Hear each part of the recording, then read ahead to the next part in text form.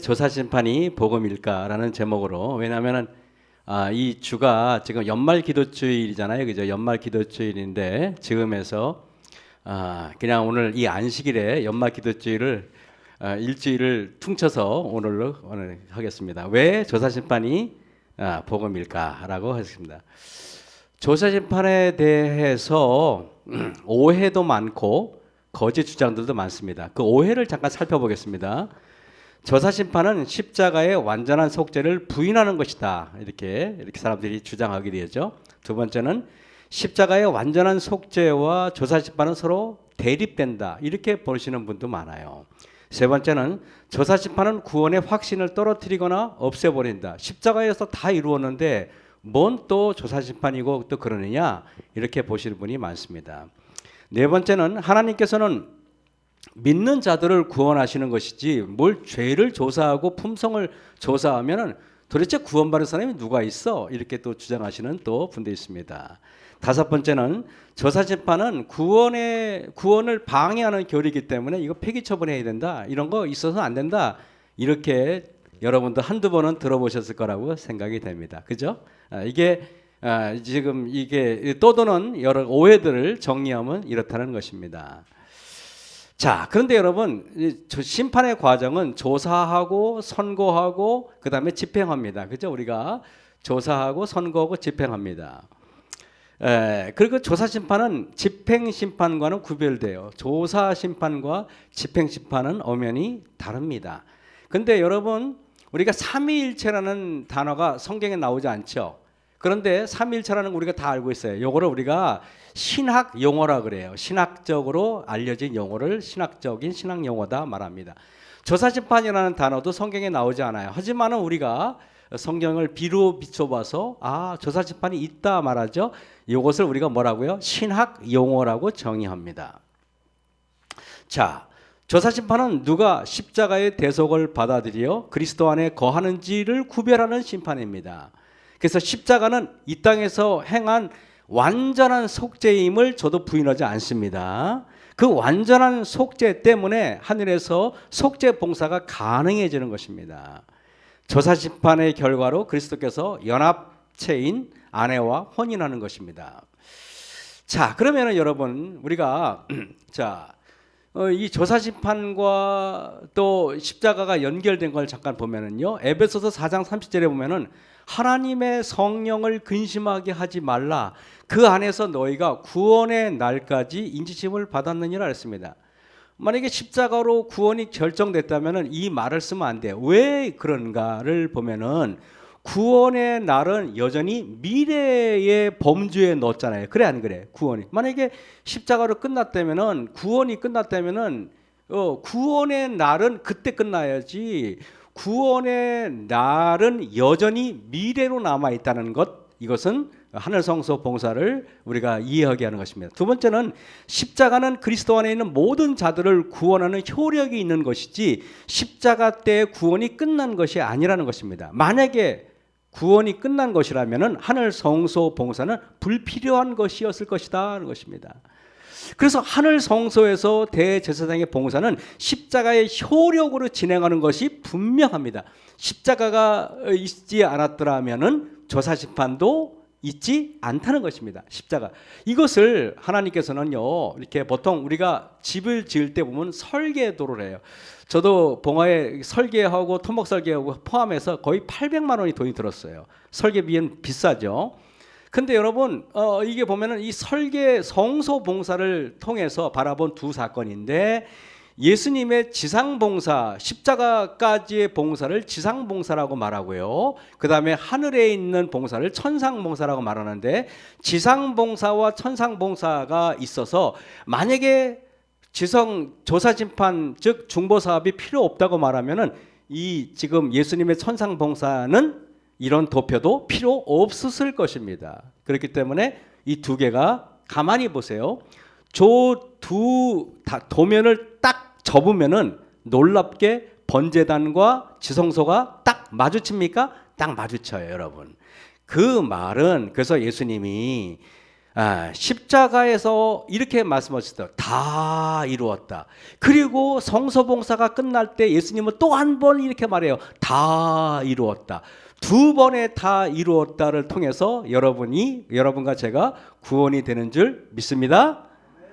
여러분, 그래서 자, 또 누가복음 21장 28절에 보면은 이런 일이 되기를 시작하거든 일어나 머리를 들라 너희 속량 즉 구원이 가까웠느니라 그랬어요. 여러분, 여기서 만약에 구원의 날, 속량의 날은 여전히 또 미래의 범주에 남아 있어요. 십자가로 끝난 것이 아니라는 것입니다. 십자가는 그리스도 안에 있는 모든 자들을 구원하는 효력이 있는 것이지 십자가 때 구원이 끝난 것은 아니라는 것입니다. 이것을 우리가 오늘 말씀 속에서 찾아보도록 하겠습니다. 여러분, 조사심판이 기쁜 소식, 즉 복음인 이유가 뭘까요? 왜 조사심판이 복음일까요? 이거를 한번 제가 여러분 말씀드려 볼게요. 여러분, 왜 조사심판이 복음이 될까요? 이것도 매우 중요한 거예요. 오늘 이제 이렇게 보면은 이래요. 재림전 심판이 복음인 이유가 딱 하나 있어요. 뭔지 아십니까? 조사심판은 사형이 확정된 기결수에게 다시 재판을 하기 때문에 복음인 것입니다. 여러분들은 지금 여러분 가슴팍 수형번호에 다 사형수로 여러분 딱 유죄 판결을 받았습니다. 인정하십니까? 그래서 여러분들은 지금 사형대에 앞으로 지금 한 발, 두 발 나가고 계십니다. 여러분들은 다 기결수예요. 다 기결수. 유죄 판결을 받은 기결수. 그것도 사형수예요. 여러분, 사형수들은요, 재판정에서 오라 그러면 무조건 가야 돼요. 왜? 사형수에게는 재판은 뭐예요? 재판보다 나은 형량이 있지 사형보다 더 나쁜 형량은 주어지지 않습니다. 여러분, 맞습니까? 그렇어요. 그래서 여기 보면은 죽을 날만 기다리는 사형수에게 가장 기쁜 소식은 재심이라는 소리예요. 재심 받으러 오세요. 그러면 뭐예요? 이건 최고의 복음인 것입니다. 그래서 사실은 윤승호 장로님이 딱 앉아 계실 때 잠깐 나오세요. 그러면 면회 아니면 좋은 일이 있어요. 그죠? 하나님께서 제가 여러분들에게 말씀드리면 여러분들은 사형수인데 가만히 있으면은 재심이 없으면 여러분 그냥 사형 집행이 되는 거예요. 그런데 우리는 그것을 모르고 우리가 마치 그 무죄인 양, 죄가 없는 양, 아무렇지도 않은 양 이렇게 조용히 앉아 계세요. 여러분들은 사형수입니다. 기결수란 말이에요. 기결수. 여러분, 그런데 이게 보면 로마서 3장에 형이 확정된 인간의 상태를 제가 살펴보겠습니다. 로마서 3장 10절에 거룩한 바 의인은 없나니 하나도 없다. 의인이 없다는 말은 여러분은 죄인이란 말이에요. 죄인은 죽어야 되는 거예요. 두 번째는 보면은 이래요. 또 11절에 깨닫는 자도 없고 하나님을 찾는 자도 없어요. 여러분, 사형수가 하나님을 찾지도 않아요. 이거는 죽음이 확정된 상태로 있는 것입니다. 13절에 저희 목구멍은 열린 무덤이요 그 혀로는 속임을 베풀며 그 입술에는 독사의 독이 있고, 여러분 죽어가는 여러분들은요 독에 감염이 돼 있어요. 여러분들은요 지금 사망에 감염이 돼 있단 말이에요. 이 상태에 여러분이 있다는 것입니다. 저와 여러분이 그 상태에 있다는 것입니다. 그래서 14절에 그 입에는 저주와 악독이 가득하고, 여러분 시체들은요 썩는 냄새가 참 심각합니다. 제가 그랬잖아요. 서석에 있을 때 그 피부암에 걸린 어떤 환자의 집을 그 율전이교회 소장님 이경희 소장님이 저보고 목사님 갈 데가 있습니다 그러는 거예요.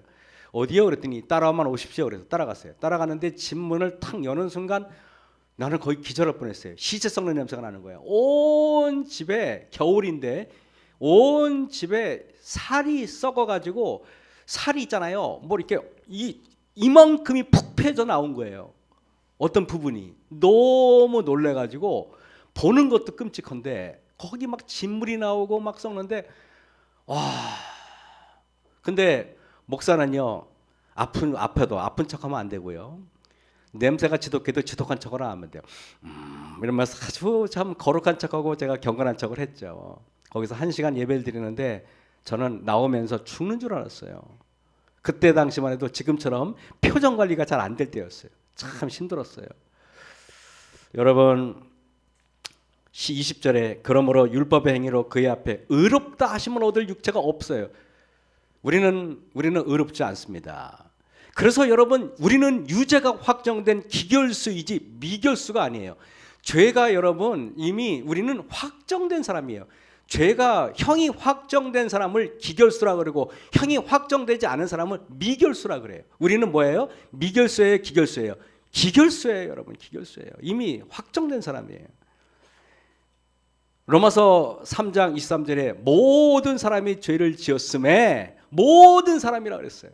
여기 앉은 어떤 분이 나는 무죄라고 말할 수 있는 분이 한 사람도 없단 말이에요.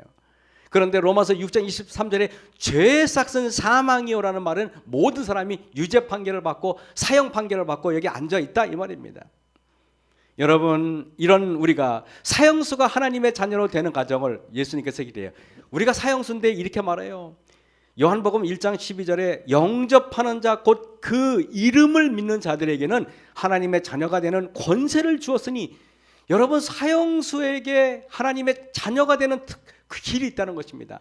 사형수에게 여러분 그냥 이 땅에서 그냥 뭐랄까요, 뭐 영원한 생명을 떠나서 그냥 이 땅에서 이렇게 그냥 살기만 해도 좋은데 하나님의 자녀가 되는 권세를 주었다 그래요.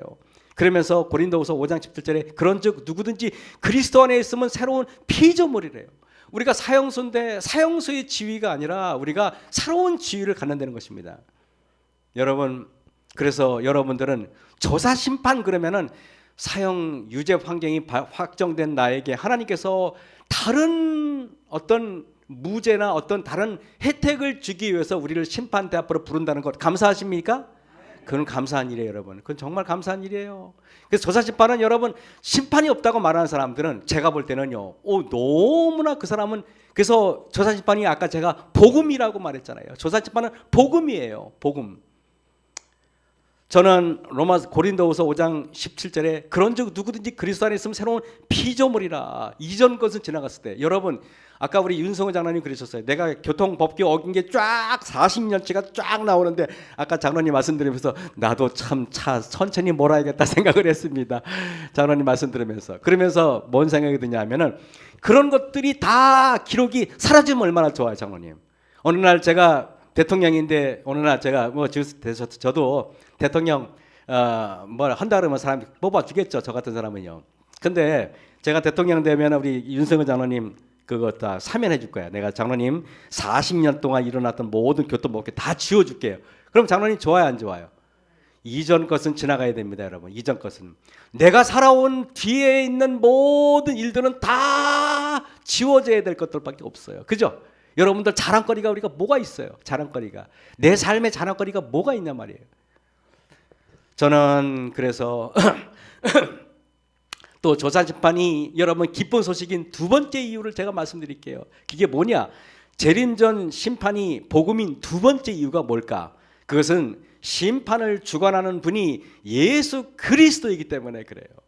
여러분, 이게 얼마나 감사한지 몰라요. 예를 들면은 우리 윤 장로님이 이렇게 재판 받으러 갔는데 재판장이 뚝 누구냐 하면은 만약에 제가 재판장이 했다 봐요. 얼마나 든든하겠습니까? 저는 윤 장로님은 무조건 저는 무죄 때릴 거예요, 저는요. 묻지도 따지도 않고. 제가 윤 장로님 좋아하니까 무조건 무죄 때립니다. 제가 윤 장로님을 제가 그때 막 감옥 그렇게 나와가지고 그때 점심 먹을 때 보는데 막 나도 모르게 눈물이 나는 거예요. 눈물이 막 참을 때 막 이렇게 얼마나 좋은지. 집에 가면서 제가 막 영주를 가는데 막 노래를 부르면서 갔어요. 여러분, 만약에 그런 사람이 정말 장로님을 사랑하는 분, 예수님이 우리의 재판장이 되면 여러분 어떻겠습니까? 좋아요, 안 좋아요? 그래서 여러분 이제 보시기 바랍니다. 여기 보면은 요한복음 5장 22절에 아버지께서 아무도 심판하지 아니하시고 심판을 다 예수님에게 다 맡겼대요. 감사하십니까, 여러분? 이것만 봐도 너무 즐거운 거 아니겠습니까? 예수님께서 아니면은 여러분 누가 여러분을 심판했으면 좋겠습니까? 빌라도가 했으면 좋겠습니까? 그죠? 누가 했으면 좋겠습니까? 여러분의 심판자는 누구예요? 여러분이 가장 사랑하는 예수님이어야 돼요. 예수님이요. 그래서 여기 보면은 로마서 2장 16절에 곧 내 복음에 이른 바와 같이 하나님이 예수 그리스도로 말미암아 사람들의 은밀한 것을 심판하시겠어요. 여러분, 사도 바울은 이렇게 말해요. 심판, 즉 하나님이 예수님이 나의 은밀한 것을 재판하는 게 그게 복음이다. 그래서 복음은 사도 바울에게서 내 복음은 예수님이 나를 심판하는 게 복음이다 그랬어요. 여러분도 그렇습니까? 여러분도 예수님께서 여러분을 심판하는 것 자체가 복음이에요. 여러분 정말 얼마나 감사한지 몰라요. 고린도후서 5장 10절에 보세요. 이는 우리가 다 반드시 그리스도의 심판대 앞에, 저는 그래서 와, 이것이 루스벨의 심판대가 아니라 뭐예요, 그죠? 일반 어떤 사람의 심판대, 빌라도의 심판대가 아니라 그리스도의 심판대 앞이, 그 자체가 여러분 복음 아니겠습니까? 그리스도의 심판대 앞에. 그래서 여러분들이 그리스도의 심판대 앞에 나아가는 특권, 그 특권을 여러분 활용해서 지금 심판대 앞에 나가시길 간절히 바랍니다. 심판을 주관하시는 분이 예수님이라 복음이다. 이 장면을 성경에서 가장 잘 나타난 게 스가랴 3장 이야기예요. 잠깐 보여드릴게요. 스가랴 3장에 이게 보면은 스가랴 3장 1절에 3절, 대제사장 여호수아는 여호와의 사자 앞에 섰고 사단은 그의 우편에 서서 그를 대적하는 것을 여호와께서 내게, 즉 스가랴에게 보였어요. 여호와께서 사단에게 이르시되 사단아, 여호와가 너를 책망하노라. 예루살렘을 택한 여호와가 너를 책망하노라. 이는 불에서 꺼낸 그슬린 나무가 아니냐. 여러분, 하나님의 심판 앞에 우리가 딱 섰을 때 검사는 막이에요. 검사는 막인데요, 근데 우리의 모습이 새까매, 머리부터 발끝까지 새까매요. 시커매, 그냥 아주 새까매. 아주 얼마나 더러운지 몰라요. 추하고 더러워요. 그래서 오죽했으면 불에서 끄슬린 나무, 불에서 나무 여러분 타다가 끄면 거 있잖아요. 제가 그냥 아주 수검들이 가득해. 그때 여호수아가 더러운 옷을 입고 천사 앞에 섰어 그랬어요. 여호수아는 여러분 대제사장이에요. 나름대로 경건한 사람이에요. 나름대로 여러분 하나님의 하나님이 가장 사랑하는 사람이에요. 그럼에도 불구하고 꺼낸 거슬린 나무처럼 더럽다 그랬어요. 하물며 우리는 어떻겠어요? 이런 여러분 우리가 재판장이 예수님이 아니면 무슨 수로 우리가 거길 피해갈 수 있겠어요? 그때 선지자왕 583쪽에 이런 말이 있어요. 사단은 이스라엘이 하나님의 은총을 회복할 수 없는 이유로서 그들의 범죄를 지적하였다. 사단은 그들을 자기가 사로잡은 것이라고 주장하고 얘는 내 거야라고 주장합니다. 여기서 여러분 더러운 옷을 입은 여호수아를 참소하는 검사로서의 사단이 보이죠? 죄를 자복하는 여호수아가 나타납니다.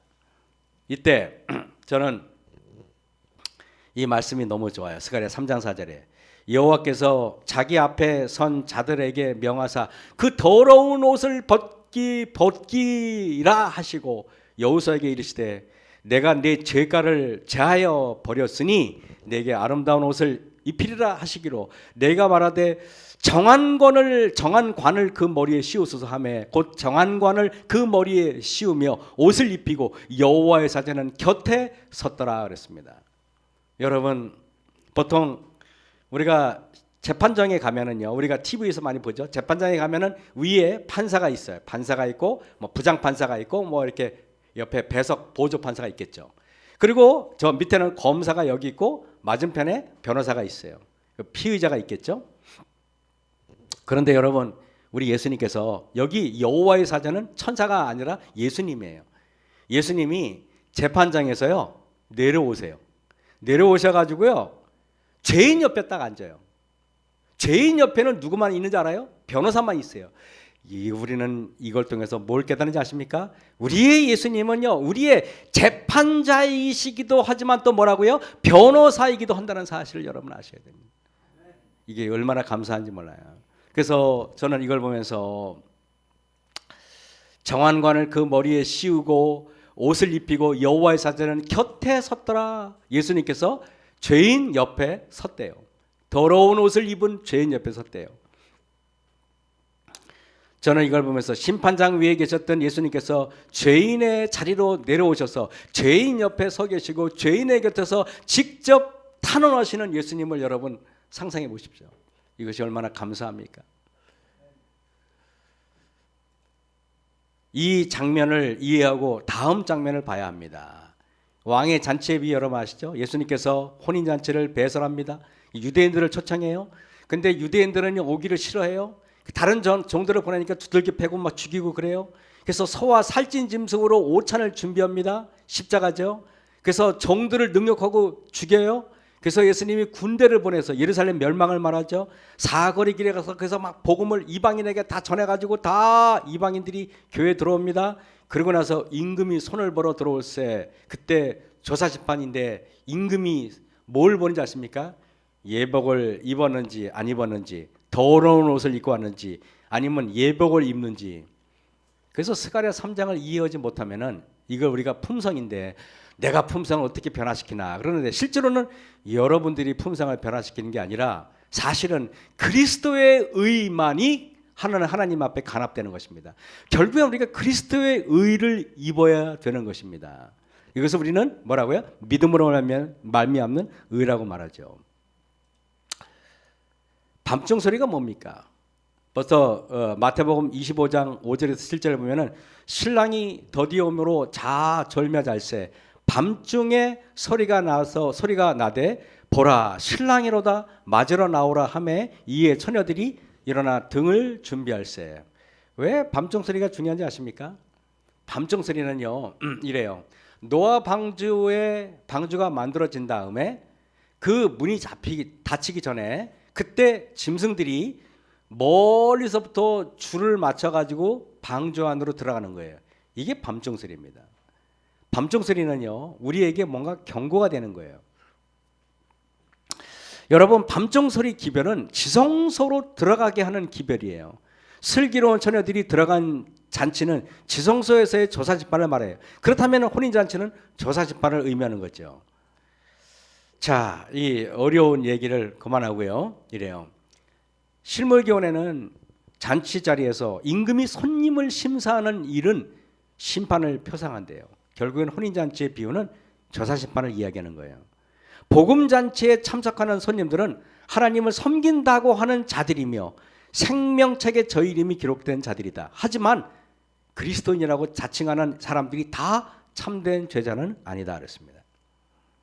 저자심판은 누가 정말 참된 제자인지 아닌지를 구별하는 심판이에요. 실물교훈 310쪽의 비유 가운데 예복은 그리스도의 참된 제자들이 갖추어야 할 순결하고 흠이 없는 품성을 표상한다. 그런데 우리들은 사실 흠이 없고 순결한 품성은 인간에게는 아무도 없어요. 이 품성은 왜 그러는지를 제가 설명드릴게요. 산상보훈 18쪽에 이래요. 의는 아까 있잖아요. 예복은 거룩하고 하나님과 같이 되는 것이다. 근데 여러분 우리가 하나님과 같은 품성 가진 사람이 누가 있어요? 나는 아무도 없다고 생각해요. 여러분들 혹시 있습니까? 있으면은 오늘 밥을 공짜로 많이 드시기 바랍니다. 의는 하나님의 율법과 일치되는 것이다. 그런 사람도 없죠. 왜냐하면 의는 없나니 하나도 없다 그랬어요. 의는 사랑이며 사랑은 하나님의 빛과 생명이다. 하나님의 의는 그리스도를 통하여 실현된다. 그러므로 우리는 그분을 받아들임으로써 받게 된다. 그래서 여호수아의 더러운 옷을 예수님께서 벗기셨죠. 놀랍게 여러분 그 옷도 우리가 벗는 게 아니라 예수님이 벗겨주세요. 저는 그걸 보면서 나의 악습도 주님께서 벗겨주지 않으면은 그 악습을 내가 해결할 수 없다는 것을 오늘 말씀을 통해서 깨달았어요. 맞죠? 우리는 참 고집센 사람들이에요. 남의 잘못은 잘 보이는데 자기 잘못은 보이지 않는 사람들이에요. 참 이상한 사람들이에요. 저를 포함해서. 그래서 뭐랄까요? 남한테 부드러운 소리 하는 것도 그렇게 어려워요. 남의 그냥 가슴 후비는 말만 골라서 하죠. 그러면서 자기는 또 사랑받으려고 그래. 참 아이러니한 게 인간들인 것 같아요. 하늘에서 우리를 볼 때 보면 얼마나 우리를 볼 때 웃을지 잘 모르겠어요. 근데 여러분 보세요. 의는 오늘 제가 말씀드립니다. 여러분이 만드는 것이 아니라 하나님의 의를 받아들이는 것입니다. 우리는 이걸 잊지 말아야 돼요. 의는 만들어지는 것이 아니라 뭐라고요? 하나님 속성 그 자체를 우리가 옷 입어야 합니다. 이러기 위해서는요. 자, 하나님의 의가 결핍되잖아요. 그러면 자기의 의를 드러나게 돼 있어요. 여러분 이래요. 우리가 이제 보통 아가씨들이 다이어트 한다고 했잖아요. 막 운동하다가 음식을 안 먹어요. 그렇잖아요. 음식을 안 먹잖아요. 그러다가 갑자기 그냥 요요 현상이 나가지고 음식을 먹잖아요. 그러면 근육은 쫙 빠지고 살이 대신 딱 채워진대요. 자존감이 없는 사람은 자존심으로 채워야 되고요. 근육이 없는 사람은요, 살로 채워야 돼요. 이게 참 인상이 그렇습니다. 하나님의 의가 없는 사람은요, 자신의 의로 채워야 돼요. 겸손하지 않은 사람은요, 무언가로 채워야 돼요. 그래서 여기에 보면은 이래요. 마태복음 23장 5절 7절 보면은 저가 모든 행위를 사람에게 보이고자 하여 하나니 사람에게 랍비라 칭함을 받는 것을 좋아하느니라. 여러분, 진짜 하나님의 의를 가진 사람은요, 사람에게 의를 자랑하려고 하지 않아요. 착한 척 하려고 하지도 않고요. 그러니까 뭔가 멋지게 보이려고 하지도 않아요. 뭔가 높은 데 앉으려고 하지도 않아요. 그런데 여기 보면은요, 이래요. 사람의 의, 사람 앞에 의인을 예수님께서는 마태복음 23장에 7번 지적했어요. 이렇게 말해요. 화 있을진저 외식하는 서기관과 바리새인들이요. 이게 뭐예요? 사람한테 보이려고 하는 게, 사람한테 의롭게 보이고자 하는 것을 예수님은 딱 이렇게 외식하는 자라 그래요. 외식하는 자. 저는 알아요. 제가 늘 말하잖아요. 제가 남원제교회 담임할 때 그때 중학교 2학년짜리 여학생이 어느 날 저한테 그래요. 목사님, 내가 목사님이 좋아하는 찬미가 한번 대볼까요? 딱 그러더라고요. 그래서 내가 좋아하는 찬미가를 대겠다 깜짝 놀랐어요. 그래서 대봐라 그랬더니 얘가요 한 20몇 개를 끄집어내는 거예요. 목사님 이거 좋아하죠, 이거 좋아하죠, 이거 좋아하죠, 이거 좋아하죠, 이거 좋아하죠 그러는 거예요. 그러면서 걔가 얼굴을 딱 보니까 그런 느낌이 들어요. 그 찬미가를 내가 좋아하는 찬미가를 맞췄지만은 이렇게 들렸어요. 나는 목사님 속이 어떤지 다 알아요. 그렇게 들리는 거예요. 그래서 제가 여러분들 앞에 뭘 착하지도 않고 또 착한 척 할 필요도 없지만은 그렇다고 해서 뭐 제가 그런 것 같아요. 뭐 잘 보이려고 하는 필요도 없다고 생각해요. 그냥 있는 그대로죠. 마태복음 23장 28절에 이와 같이 너희도 겉으로는 사람에게 옳게 보이되 안으로는 외식과 불법이 가득하도다. 여러분, 겉으로 착하게 보이는 사람은 하나님이 고칠 수 없대요. 여러분, 겉과 속이 같아야 된다는 말 들어보셨죠? 그래서 여기에 보면은 이렇습니다. 누가복음 1장 5절에서 6절 보면은 유대왕 헤롯 때 아비야 반열에 제사장 하나가 있으니 이름은 사가랴예요. 그 안에는 아론의 자손이니 이름은 엘리사벳이라. 이 두 사람이 잘 보세요. 하나님 앞에 의인이니 이랬어요. 여러분, 사람 앞에 의인인 사람은 너무 많아요. 대중들 앞에서 의인인 사람은 너무 많아요. 그죠? 그리고 여러분, 장로님 앞에서 의인이고 목사님 앞에서 의인이고 집사님 앞에서 의인이고 성도들 앞에서 의인인 사람은 많은데 하나님 앞에 의인인 사람이 과연 몇 명이냐 말이에요. 실제로 조사심판은 하나님 앞에 누가 의인이냐 아니냐 그걸 하나님께서 판별하는 것이에요. 하나님 앞에 의인이 주의 모든 계명과 규례대로 흠이 없게 하더라. 다시 말씀드립니다. 조사심판은 하나님 앞에 의인인 사람들을 구별하는 그것이 조사심판이에요. 그래서 여러분 이게 보면은 우리가 하나님 앞에 의인이 아닌 사람이잖아요. 그러면요 사도 바울이 예수님 앞에서 의인이 아니었을 때, 하나님 앞에서 의인이 아니었을 때 사도 바울은요 율법의 의로는 의인이었어요. 그래서 그가 열심으로는 교회를 핍박하고 율법의 의로는 흠이 없다고 자부했어요.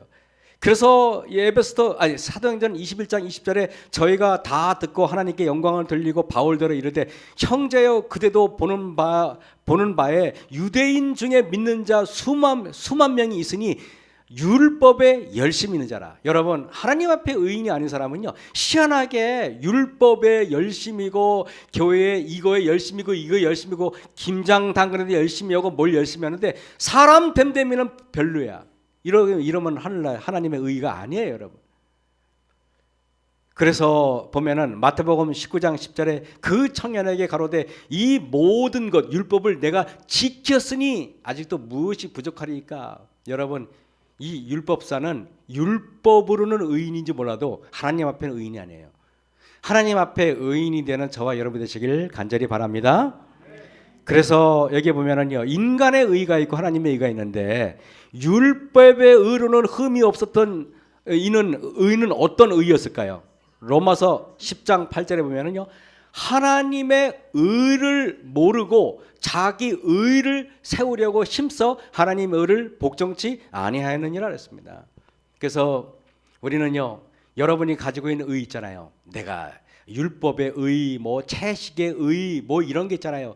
그런 의, 뭐 안 하는 의, 11점 많이 내는 의, 이런 의를 그리스도의 의로 바꾸는 저와 여러분이 되길 간절히 바랍니다. 그래서 여러분, 성경에 나오는 수많은 의인들의 삶은 고난과 시련이 많습니다. 잉태치 못하고, 여러분 보세요. 우리가 사무엘의 어머니 보세요. 그냥 분인다는 그냥 애도 그냥 덜컹덜컹 잘 나는데 그냥 얼마나 애도 못 낳고, 뭐 그러게 또 뭐 누구는 감옥에 가고 목 잘려 죽고 뭐 톱으로 켜 죽고 처참하게 죽고 가난하고 무시당하고. 왜 그럴까요? 사도행전 576쪽에 시련과 박해를 통하여 하나님의 영광, 즉 품성이 당신의 택하신 자들에게서 나타난다 그랬습니다. 오늘 윤 장로님의 간증은 참 진실된 간증이었어요. 너무나 감사하고, 장로님이 오늘 저희들과 같이 예배드리는 것을 얼마나 감사한지 몰라요.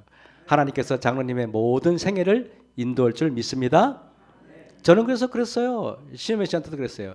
윤 장로님이 저렇게 오래 계시면 안 되는데 하나님께서 무슨 역사가 있을 거야 그러는데 진짜 그랬어요, 장로님. 그래서 하나님께서, 그죠? 하나님의 의가, 하나님께서 여러분 놀라운 일이에요. 여러분들이 모르는 그런 비밀이 있을 거예요. 존 웨슬레가 이런 말했어요. 부가 늘어나는 곳마다 종교의 본질은 비례적으로 줄어든다. 제가 어저께 금요일에 했던 걸 잠깐 또 설명한 걸 용서하시기 바랍니다. 부가 늘어나는 곳마다 종교의 본질은 비례적으로 줄어든대요. 여러분, 제7안식일 예수재림 교인들은 40년 전에 비해서 지금은요 너무도 잘 살아요. 자동차 없는 사람이 별로 없어요. 그죠? 오늘 여러분들은 다 오늘도 보면은 아주 그냥 그 말에 기름이 자르르 흐르는 저기 쌀밥도 드시고 오셨습니까? 그죠? 강냉이 밥 먹고 그렇게 오신 분은 아무도 없어요. 여러분들이 입고 있는 의복은 얼마나 좋은지 몰라요. 다들 다 옛날에 비해서 다들 부자예요. 옛날에 제가 경복궁에 가봤는데 여러분이 살고 있는 집은 옛날 조선시대 때 경복궁의 임금님 집보다 더 좋아. 여러분 집 실제로. 제가 영주에 지금 아파트에 들어갔는데 30 몇 평짜리 아파트인데 경복궁 부럽지 않아요. 얼마나 좋은지 몰라요. 그런데 여러분 보세요. 피터 버거는 집단이 세속화되는 것을 막는 한 가지 방법은 경제적인 빈곤의 상태에 두는 것밖에 없대요. 이걸 제가 너무 놀랐어요. 그래서 사람이 있잖아요. 여러분들이 지금 뭐 뜨뜻미지근하고 열성도 없어요. 하나님께서 여러분을 열성 있게 만드는 방법이 딱 하나 있어요. 여러분을 몽땅 다 가난하게 만들면 돼요. 건강의 가난, 그죠? 풍요의 가난을 다 만들어 버리는 거예요. 그러면요, 우리는 갑자기 기도가 왕성해져요. 영적인 사람으로 갑자기 변해 버립니다. 여러분, 그래서 피터 버거가 말하는 거 저는 동의합니다. 집단이 세속화되는 것을 막는 한 가지 방법은 경제적인 빈곤의 상태밖에 없다고 딱 얘기했어요. 그러면 여러분 보세요. 재림교회는 현재 기관, 개인적 및 교단적 차원에서 경제적 부가 가져다 준 세속화의 문제들이 지금 직면하고 있어요. 여러분 세속적으로 지금 너무 부유해요. 너무 잘 먹고 너무 잘 살아요. 교회 지도층에 있는 성도들은 그들의 자녀가 신학대학 대신에 의과대학을 가면은요 하나님의 축복받았다고 얼마나 간증하고 다니는지 몰라요. 셀프 간증하죠. 그래가지고 여러분 그 사람이 축복받았는지 안 받았는지는 알려면은 자녀가 돈을 많이 버는지 안 버는지 결정나는 것처럼 이렇게 무엄하게 얘기하는 사람이 있단 말이에요. 그것은 얼마나 무례한지 몰라요. 그래서 사회학자 모버그는 교단의 라이프 사이클을 5단계로 가진다고 주장해요. 조직의 발단, 공식적인 조직, 능률의 극대화, 기관주의, 그 다음에 붕괴를 이어져요. 그래서 어떤 조직이 커지잖아요. 그럼 사람들이 말합니다. 우리가 뭔가 조직을 만들어야 되지 않아? 그게 발단이 되는 거예요. 그 다음에 조직을 합니다. 그래가지고 뭐 합회를 만들고 교회 연합체를 지구를 만들고 지역을 만들고 만들어 버려요. 그리고 연합회를 만듭니다. 그러면요 조직적으로 조직을 이끌어가려면요 영적인 사람보다는요 뭔가 행정적으로 능통한 사람들을 위해 세운단 말이에요. 뭔가 영성이 있는 사람에 비해서. 그러면 능률이 극대화돼요. 능률이 극대화되고 그러면 막 교회가 커지고 막 성장을 합니다. 그러면은요 바로 기관주의에 빠져요. 형식화되죠. 그다음에 붕괴로 이어지는 것입니다. 능률의 극대화의 단계에 접어들면 전문 행정가들이 줄을 이루고 카리스마적인 여러분 운영은 점차적으로 합리화된 조직으로 바뀌고 외적 구조는 급성장합니다. 그러다가 네 번째 단계인 기관주의의 단계에서는 형식주의가 집단의 생명력을 저하시키고 집단의 고유성은 사라지고 집단의 세속적 이익만을 추구해가지고, 예를 들면 우리 기관이 병원이든 대학이든 거기에 있는 사람들은 이익들, 내 월급이 얼마인지 내 이득이 얼마인지가 더 중요하지 전도를 많이 했는지 전도를 안 했는지는 전혀 중요한 일이 아니게 되어버린 거예요. 우리 재림교회 영어학원이 망하기 전에 여러분 교회에서는 뭔지 알아요? 영어학원 교회가 성도가 몇 명인지는 관심이 없고 뭐가 관심이 많았냐 하면은 학원생 수가 몇 명인지 매출이 얼마인지가 훨씬 중요해가지고 영어학원의 학원장이라 그러는데 나중에는 명칭을 다 바꿔가지고 사장이라고 말하고 전무라고 말하더라고요. 깜짝 놀랐어요. 그것은 기관주의에서 형식주의 망하기 직전에 그건 상당히 망하기 직전의 상태를 말하는 것입니다. 행정은 여러분 이사회와 위원회에 중점을 두어 스스로를 계속해서 유지시키는데 주력하게 되고, 기관들은 섬기는 자가 아닌 상전의 자세를 취해가지고 내가 사장이 되거나 내가 어떤 총장이 되거나 하면은 내가 군림하는 사람으로 변질돼 버리는 경우가 있어요. 섬겨야 되는데. 선교 기관이 이익 집단으로 변질되면 하나님께서는요 재림교회 기관들, 학교, 대학교, 병원, 출판사, 음료사업, 학원 등등, 여행원 등등 수많은 기관들은 그들의 본래 의무인 선교를 위한 조직에서 지금은 그들 직원들의 이익을 대변하는 집단으로 변질돼 버립니다.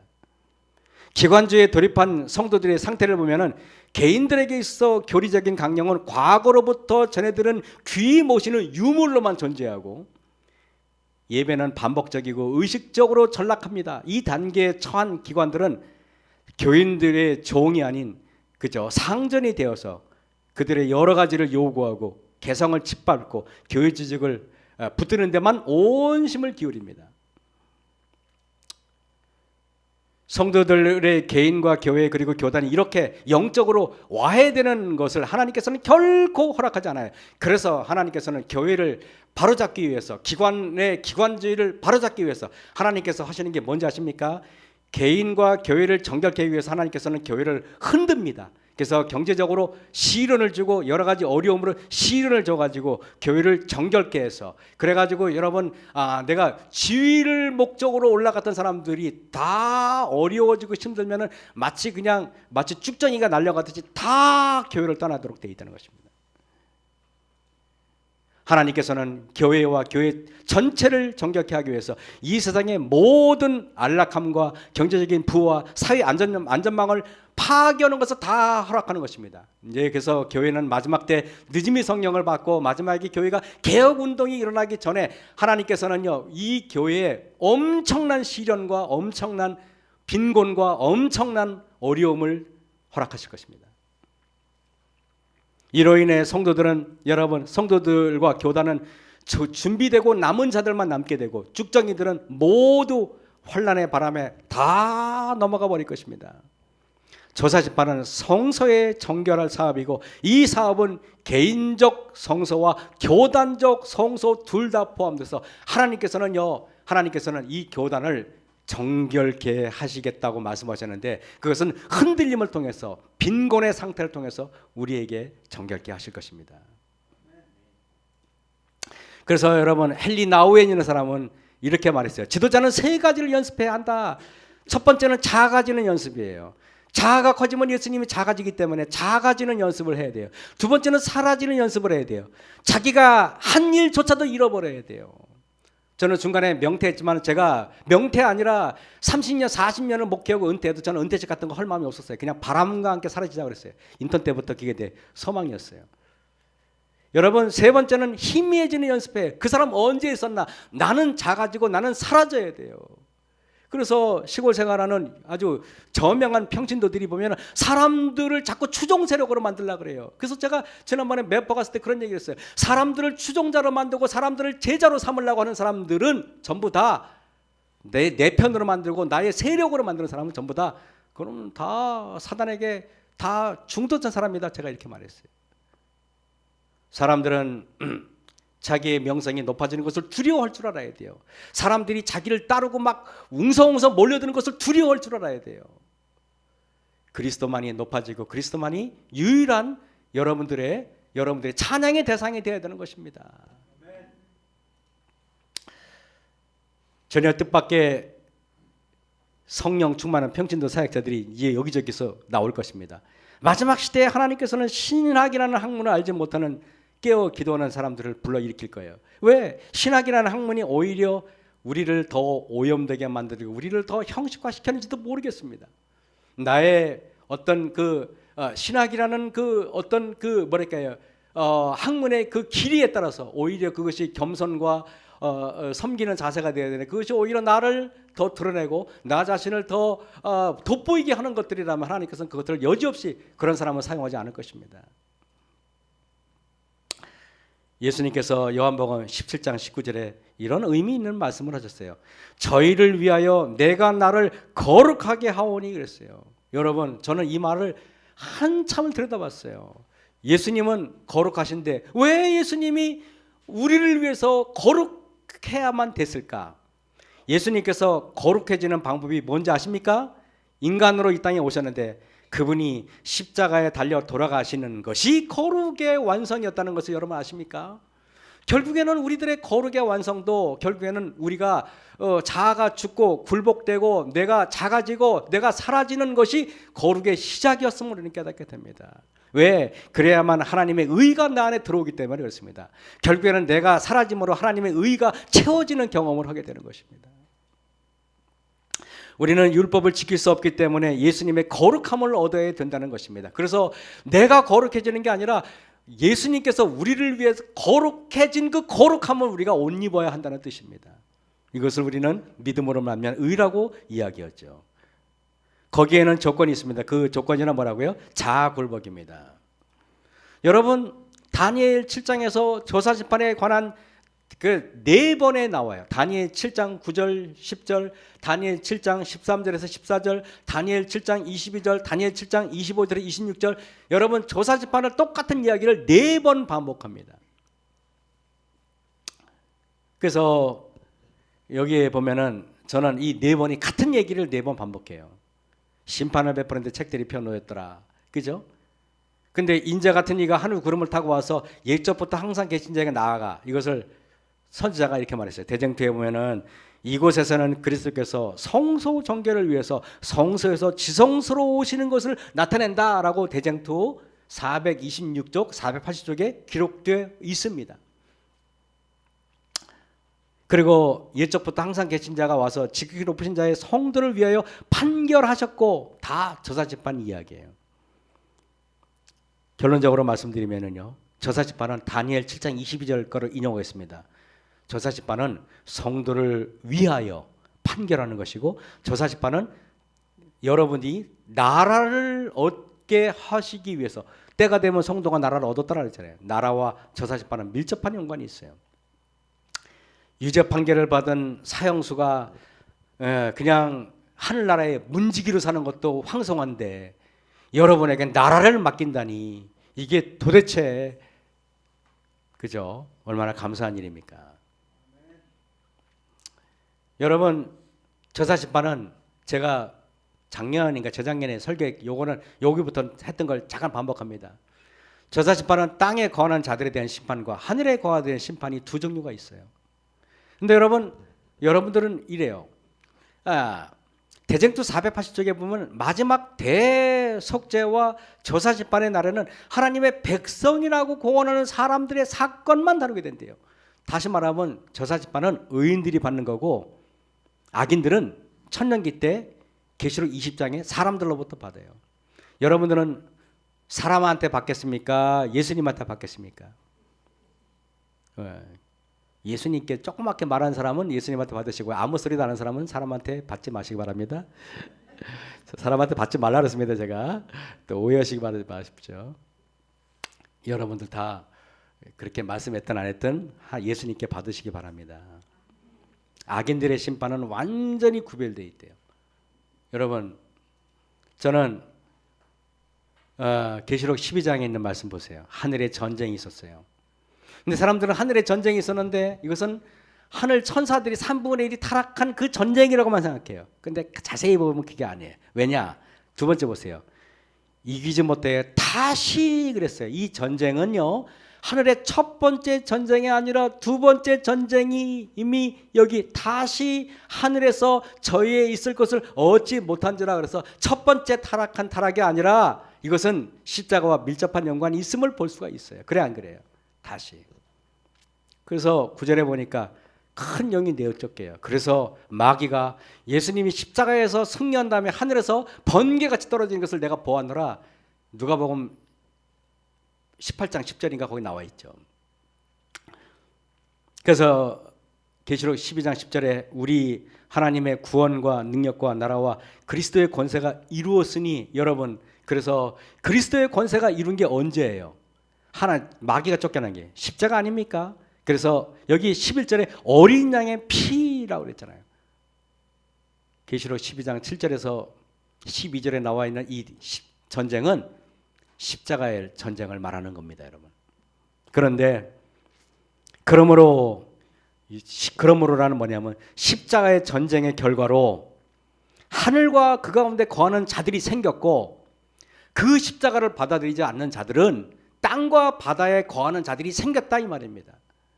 그러면 십자가로 인해서 어떤 사람들은 하늘과 그 가운데 거하는 자들이 되고, 아니면 십자가를 거절함으로 땅과 그 가운데 거하는 자들이 됐다는 것입니다.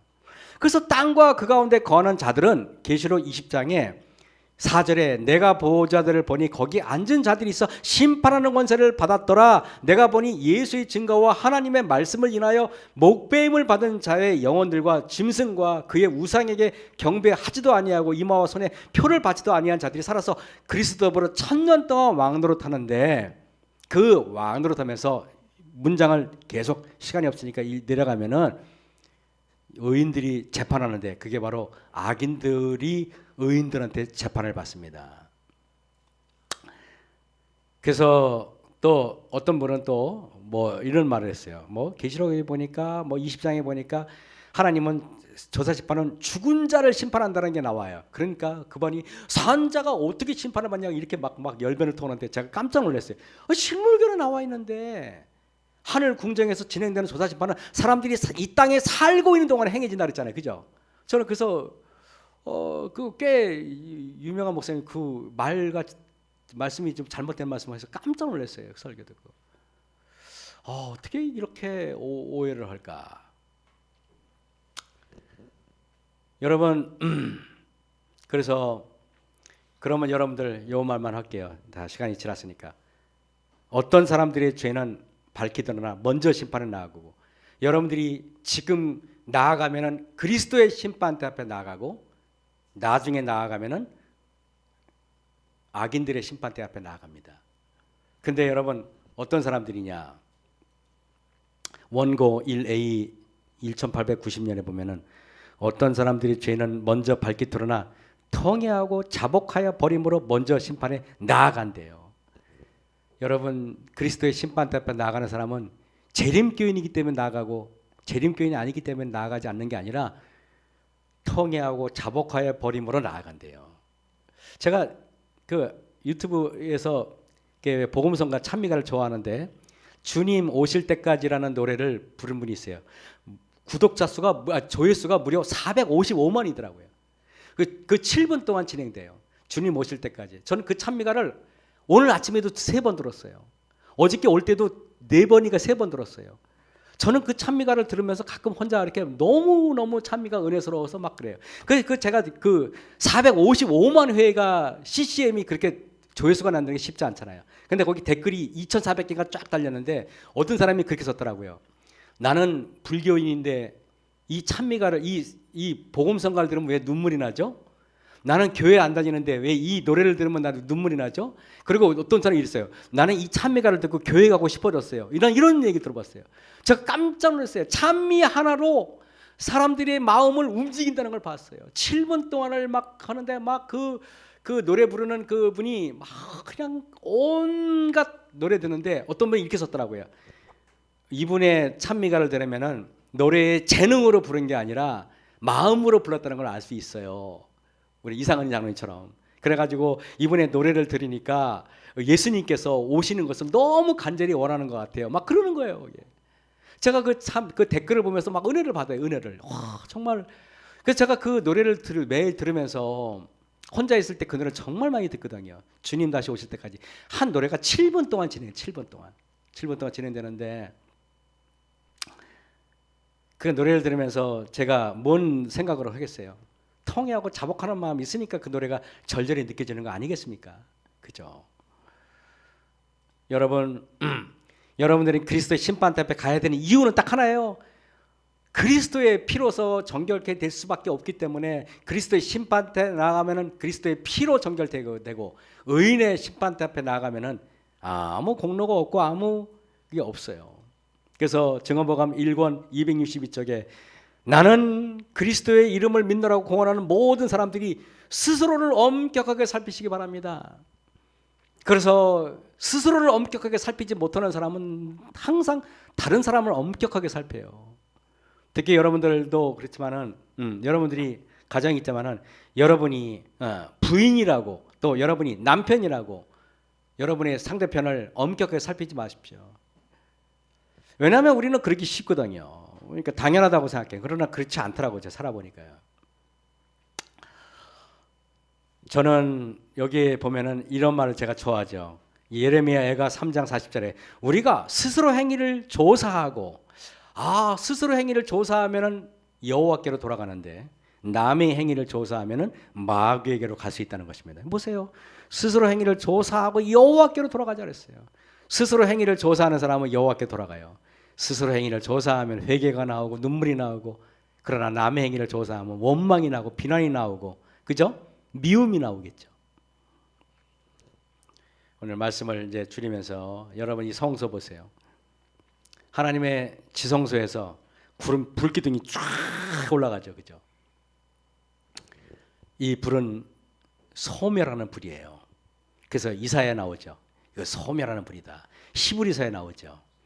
여러분 소멸하는 불 지성소에 나아가서 여러분의 죄와 제 죄가 소멸되는 그런 경험 그거 바로 조사심판대 앞에 나아가는 그래서 하나님께서 심판대 앞에 나아가는 자들에게 그저 그 죄가 말끔히 지워져서 하늘나라에서도 다시는 생각지 않는다 그랬는데 심지어는 여러분 그게 뭔 뜻인지 아십니까? 제가 나중에 연구해 보니까 하나님도 기억할 수 없게 만든대요. 뭔 말이라고요? 사람이 아니라 하나님도 그 사람의 죄를 기억하지 못하게 한다는 거예요. 하나님도 다 기억. 그러니까 우주에서 그 기억이 사라져 버린다는 거예요. 그게 조사심판의 의미예요. 너무 놀라운 일입니다. 너무 놀라운. 아무쪼록 하나님의 심판대 앞에 나아가서 죄가 정결케 되는 저와 여러분이 되시길 바라면서 말씀 마치겠습니다.